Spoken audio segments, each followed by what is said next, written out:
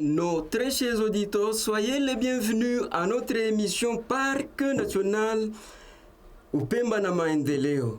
C'est ainsi, nous sommes là juste pour définir et déterminer toutes les difficultés que rencontrent les éco-gardes dans leurs exercices au sein de leur entité de l'aire protégée Upemba. Le parc national de Upemba n'est pas seulement spécial à cause de la nature, à cause de la biodiversité. En plus, une biodiversité qu'on a perdue pendant longtemps.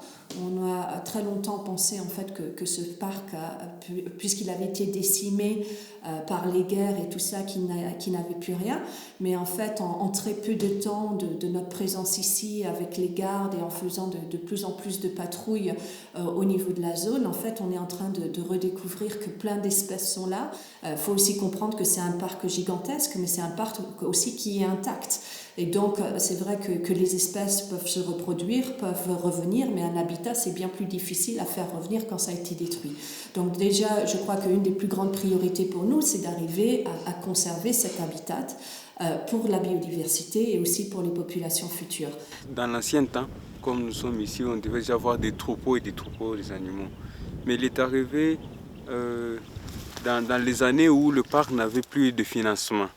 Donc il n'y avait pas de partenaires qui pouvaient soutenir le parc et les gardes aussi que nous sommes n'étaient pas payés. Alors vu cet état de vie, les gardes ont commencé, ils se sont livrés au braconnage avec les communautés parce que pour survivre, ils devaient à tout prix survivre toujours aux dépens de ça. C'est vrai qu'on parle beaucoup de conservation vis-à-vis du développement et je crois qu'il faut arriver à arrêter en fait, d'opposer la conservation au développement.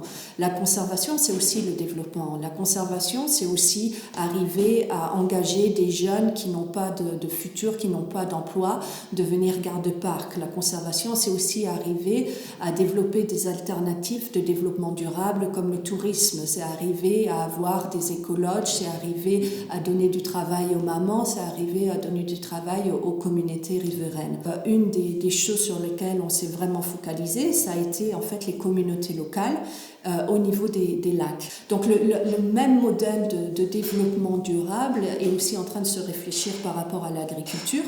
Ça, c'est aussi tout le travail que la copie a fait avec la collaboration du parc et de l'ICCN, de voir aussi comment améliorer donc, tout ce qui est les moyens de subsistance des communautés et aussi voir comment améliorer aussi la sécurité alimentaire des communautés en termes d'agriculture, en termes d'intrants, de semences et autres.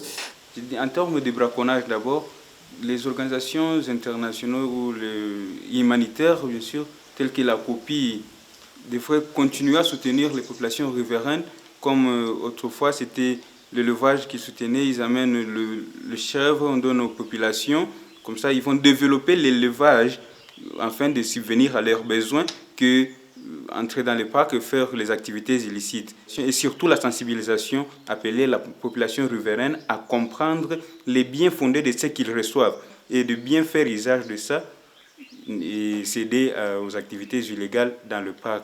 Nelle zone di intervento le comunità con le quali lavoriamo sono abituate ad esercitare una pressione nelle aree naturali. Il progetto COPI si concentra sulla lotta all'insicurezza alimentare e nutrizionale con un approccio comunitario partecipativo. A questo proposito COPI si affida alle associazioni locali, molte delle quali esistono già nelle aree protette di intervento e altre ne sono state create. La logica del progetto è quella quindi di creare delle alternative comunitarie, delle alternative di creazione di reddito che permettano alle popolazioni di diminuire il loro impatto all'interno delle aree protette. C'est pour les enfants à l'école, c'est pour acheter des tôles, pour construire des maisons, pour l'agriculture de champs. On parle de l'insécurité alimentaire au village riverain. Ainsi, on fait les journées culturelles. Les journées culturelles sont des sensibilisations en rapport avec la protection du parc. Donc, un des aspects sur lesquels on est le plus fier des dernières années, ça a été vraiment à redonner la morale et la confiance aux gardes-parcs. la faune est en train de repeupler depuis qu'on a eu le financement, parce qu'on fait des patrouilles régulièrement, on est bien soutenu, on est bien payé, on a nos rations, nos équipements. Cela nous permet de faire le travail et oublier l'esprit de braconnage. On en avait 7, une dizaine de zèbres dans les années 2012, mais aujourd'hui là c'est une centaine.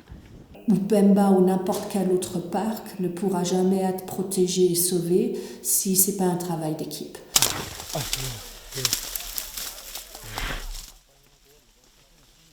Et un travail d'équipe, ça commence déjà à l'interne, ça commence entre FPF et ICCN, et après ça se répand avec des acteurs comme COPI et autres. Et dire on est ensemble et on va y arriver ensemble, c'est quelque chose qui n'a pas de prix. Pour le parc, il faut que cette population riveraine continue à évoluer, c'est-à-dire donc à se développer, qu'il y ait un développement durable